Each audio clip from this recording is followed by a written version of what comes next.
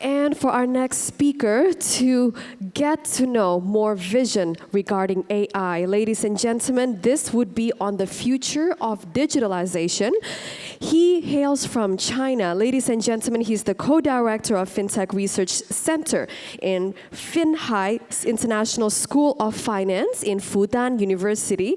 And he's also the CEO of Enlighten AI, or International Intelligence. Ladies and gentlemen, please welcome Professor Michael Sung.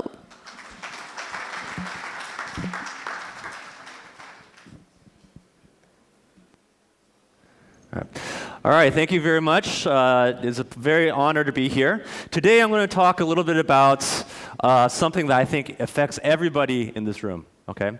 Which is the next digital revolution that we are literally on the brink of. So it's kind of like if I said to you guys in the late 90s, I think most of the people in the audience were adults by then, that maybe you guys should look at this internet thing, right? But I think that the opportunity in this revolution is actually 1,000 times greater, because not only does it actually have the technology to affect the way people do business, but now from a financing perspective, it's also something that's disruptive. So today I'm going to try to give you a whirlwind tour of a lot of the things that Alex has said before, and in the context of the implications of this technology and the business models and the financing that's going to change the world right now, right? So before we do that, we have to first talk about the history, okay? So the first internet revolution was about digitization, right? You took a bunch of offline businesses with all their data and books and databases and silos, and you made that available online. And predominantly, you made it free for everyone, and the business model now became e-commerce and the transaction of data. Okay, now that has totally transformed the world. The Internet 2.0 was started kind of in the sort of mid-2000s until just about now. Is about the mobile internet. So now everybody has a smartphone in their pocket. Facebook and the rise of Instagram and all these new ways of social connectivity and the data that's involved with that. That was the second internet revolution. Al talking about the third internet revolution, which is about the semantic web, or knowledge of data. So now we have that data. What we can do with it? We can do a lot of big data things. We can use the rise of AI and to be able to develop context and be able to make data-driven decisions based on what's happening in the world. And that is an ongoing revolution that's happening now. Now today, I want to talk about what I call Internet 4.0, okay? The digitization of the world's assets. So much like information was digitized in the first revolution, now we are digitizing assets, okay? Anything of value. And now we are able to trade that value to anybody else in the world. Okay, so if the world's economy, an economy in general, is about the transfer of value. So now we're talking about something very, very fundamental in the world. And the technology that exists today, blockchain, is the thing that's going to enable that to be able to have friction-free transfer of value in a trusted way between people. Right, so the person that developed this technology 10 years ago is a guy named Satoshi Nakamoto. We don't actually know who he is, okay? But he developed something, as we all know now, as Bitcoin, 9-page white paper that was put on the web, which now has spawned a $500 billion market. And that's with just less than 1% of the people in the world trading it. Okay? And we are now on the brink of being able to have the rest of the world start to partake in this. It's going to happen now. You guys are at the front row seats of that happening now. It's a perfect time to get involved. All right, so let's just talk about blockchain just for a sec. Okay? The basic idea is when you're transferring value, it's about trust, right? I don't trust the guy next to me, but I trust the bank, right? So I give the order to the bank holds my money, and the bank does the transaction. It keeps a ledger, okay, a spreadsheet, if you will, of what the transactions look like. And because it's a trusted party, this is how the world works, okay? Now, the idea with blockchain, without getting into the technology, is now we don't need a centralized authority. We don't need a bank. The ledger goes into the cloud, into the sky, and everybody can see that, okay? And because of that, it's transparent, okay? Everybody can actually see it. You can't play games. If I transfer money to you, the whole world knows. All right? It's immutable, means I can't go and change the record once it's now in the sky that everybody can see. And that means trust can occur between two different parties without a centralized authority. We call that decentralization is the key word. And this is actually very important because now we can get rid of the middlemen and everything. Okay? Banks are the most profitable companies in the world. They make billions of dollars, but if you think about what actually they do, all they're doing is changing that ledger. And if you can disintermediate them, then you can get rid of not just banks, but all sorts of centralized institutions. Facebook is a centralized institution. Amazon is a centralized institution. Google, all these companies, they own all your data, and they profit handsomely from that data, and you don't control that data. Okay? Now, with the blockchain technology that exists, we can get rid of all these guys. We can still have the same function. We will still have Facebook transferring social media. We'll still have the ability to search. We'll have the same capabilities, but now the power goes back into the people's hands. And this is the power of what blockchain enables. Okay? So there's a company called Ethereum, it's a foundation, which then took this idea of blockchain and created what we call smart contract technology. Okay? So now, in addition to this ledger, we have programmable, essentially think of them as legal contracts, okay, which allow people to transact, again, without a middleman, and also not be able to change the contract once it occurs. All right? So that technology has now created what we call a token economy. Ethereum has allowed the ability for anybody in the world to now issue their own token for any value you want. Okay? You can tokenize any type of asset. You can be the central bank and create your own token. Anyone in this room spending half an hour can now tokenize whatever they want. Okay? And create a whole new ability to transfer this value, and importantly, be able to fundraise. So in the summer of 2017, which is just a couple years ago, okay, this became a huge phenomenon. We call it initial coin offering, okay, ICO, which means that anybody can now fundraise without the need to actually do a very expensive IPO, okay? And the top companies in the world were raising billions of US dollars in the matter of minutes, okay? So hundreds of millions of dollars. The average ICO in 2017 was something like $25 million, okay? Based off of nothing. Actually, there's a lot of hype, okay? And the first killer app blockchain came out, which is centralized exchanges. Now, there are hundreds of exchanges in the world, and what they do is they allow these digital coins to be exchanged, okay? Of course, there was a little bit of a bubble, right? So Bitcoin, as the first cryptocurrency, the granddaddy of it all, went from essentially zero to $20,000 per coin, spawning this $500 billion market, and then immediately crashed last year in 2018, but now has gone back up to about $10,000 a coin. So this digital gold that Alex was talking about is something that's just getting started. So you have to put it in context, right? Internet also went through a dot-com bubble. Okay? There was $3 trillion in the dot-com crash that crashed down to 1/3 of its value, $1 trillion. Okay? So even though you guys have probably heard, oh, Bitcoin's a scam, ICOs are a scam, certainly there's a lot of that happening today. However, much like the first internet after the dot-com bubble, that's when Google came out. That's when eBay came out. That's when Amazon came out. Okay? Likewise, the real institutionalized, dependable companies are now going to come out in this phase. Okay? So it's exactly a repeat of history. As you know, history doesn't repeat itself, but it rhymes, right? So the key aspect of this is regulation. Okay?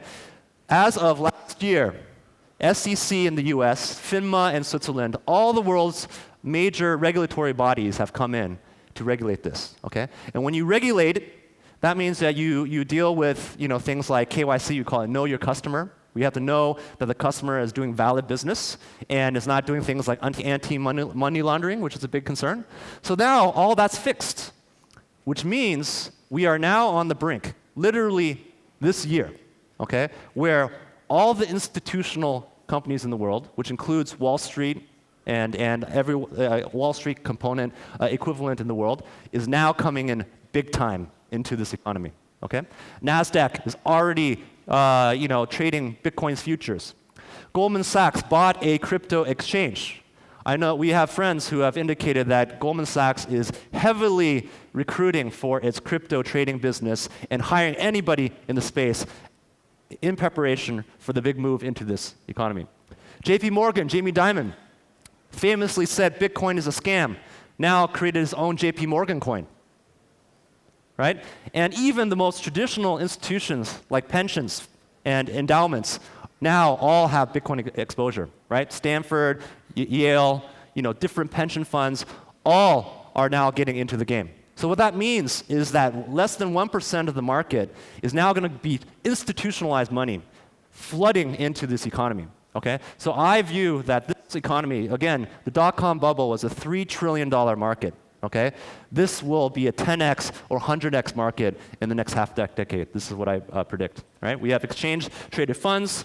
The whole world is now developing their own digital legislation. And I hope that Pakistan, as mentioned by Mr. Dada, can leapfrog and take a lead in this digital economy and really provide opportunities for foreign direct investment into the country and the like, right?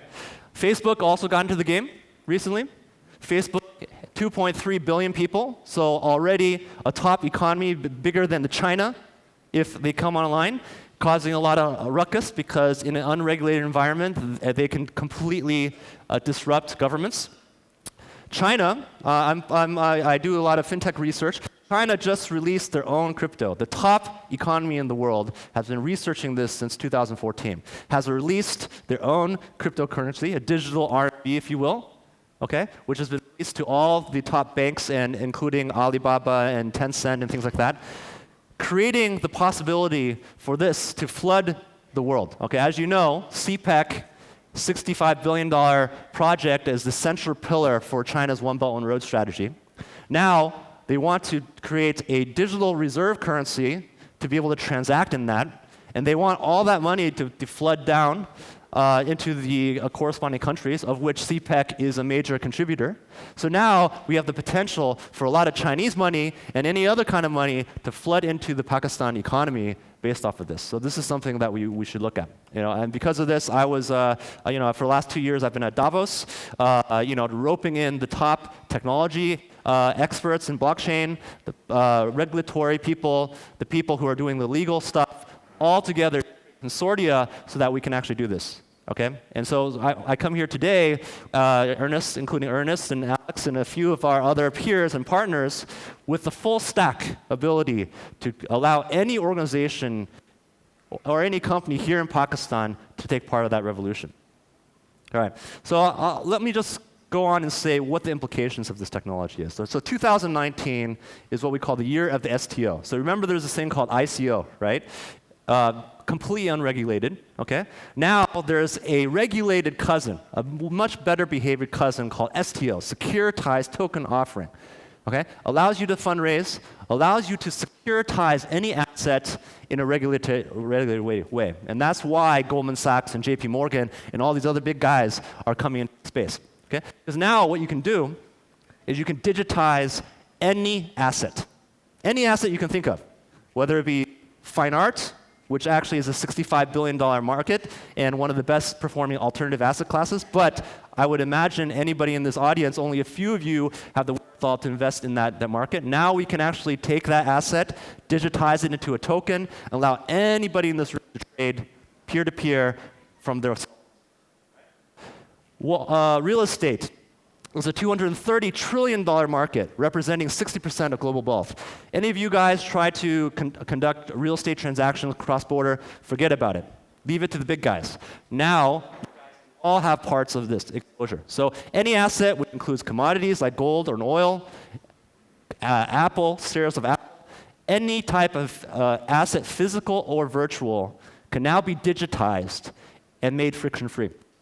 So that means that we can start to create the financialization of any asset on a scale that's unknown, okay? That means I can actually go and create an exchange, create a market, create financial instruments like derivatives and things on top, use AI to automatically trade. All the things of the traditional financial industry can now be brought to bear on this, right? So that, again, that means that you guys have the ability to, in whatever domain that you have, okay? You guys are running big companies here. You guys have ecosystems. You have trade finance. You have commodities. You have pharmaceuticals. whatever the asset it is, now the technology at a press of a button will allow you to create your own digital asset and be able to find liquidity to fund things and to trade things at a massive scale, unprecedented in the world. Okay? Now, the key aspect of this is that the legal has to get up. If I attach a crypto token to a piece of real estate, what's the legal look like? Well, this is a one-year concept, but now we figured it out. We take the assets, we stick into what we call a custodial trust, like a trust fund baby type trust, right? Which is a legal entity which can hold any type of asset. Then the legal innovation now is to take that crypto asset and attach it legally to that trust vehicle. So now a fractional ownership of that trust can be had represented by a crypto token. Okay? So a couple examples of this. Okay? We are working with the Sheikh of Abu Dhabi to tokenize real estate. Right? Imagine if I can fractionate the ownership of this slum area, and in this case Mumbai, second largest slum area in Mumbai, fractionate into 100 million pieces. Now that token can be used to incentivize other stakeholders. So if we want to create a subway station into it, we can get 10% of the tokens to the subway station. The people who are displaced will give 10% to the tokens, so they feel like they can take value of the land that they've sat on for potentially centuries. Right? So now we have a way through financialization, okay, to align stakeholders to create new business models where real estate deals and other deals can get done. Another example is fine art that we're working on. I'm working with the cultural director of Beijing to fractionalize the ownership of fine art. Again, the best performing asset class there is last year, right? The returns are huge. Okay, so what we can do now, this is the Salvador Mundi. It's last verified work of Da Vinci. And it's sold for $500 million to a Middle Eastern family. Okay? You guys would love to take a piece of this. You don't know how. We can now fractionate the ownership of that, and you guys can be trading it on your smartphones. Another example is investment funds. Okay? If you're an investment fund, and I'm an LP, I'm an investor into the fund, I will invest $10 million into a fund, and I have to just forget about that money for 7 years. The return does not come back until after the fund dissolves the funds, counts the profits, and then distributes. Okay? But now I can tokenize that. I can actually create a token representing a fractional ownership of that fund. And now at any moment in time, if I need liquidity or anything like that, I can now go and trade it on the open market. So there's a whole new banking business, okay, investment banking business that is going to grow around this industry. Finex is the investment bank I'm associated with, but certainly the Goldman Sachs and everybody in the world are now going to every traditional industry and then being able to fractionate the ownership of whatever assets you want. Any ecosystem with any transfer of value can be tokenized, and then you can start to trade it. Right? So that means that there's huge amounts of access to global capital. Okay, unprecedented. FDI is a big deal for Pakistan. Okay? Right now, that money cannot come into Pakistan, but if the world was digitized in this way, it can come in like that tomorrow, directly into your smart wallets in your pocket. Okay? Second, investment opportunities for the masses. Okay? Now your grandma who wants a piece of real estate in Dubai can now purchase that and not worry about the legal and all these details. All that is under the cover, and all you can do is just trade these virtual coins in real time. Markets are now 24/7, and everything can be traded point to point on your smartphone. Okay? So what that means is massive liquidity. Okay? Massive liquidity across all markets, across all industries can now happen. The next speaker, Ernest, I'll just give a plug for him, is creating this financial infrastructure, a company called Interstellar, which allows you now to allow banks to transmit digital assets to each other, allows people to transmit digital assets, and allows any company to be able to tokenize that. Right? So it's a very, very important infrastructure. So I'm going to end off by saying that we're at the precipice, okay, of the next major digital revolution. Okay? It's the perfect storm opportunity, okay, because regulation has now come in, which means the big boys are on tap to come in but have not come in yet. Okay? The technology infrastructure is now mature, all right, with companies like Interstellar and others, right?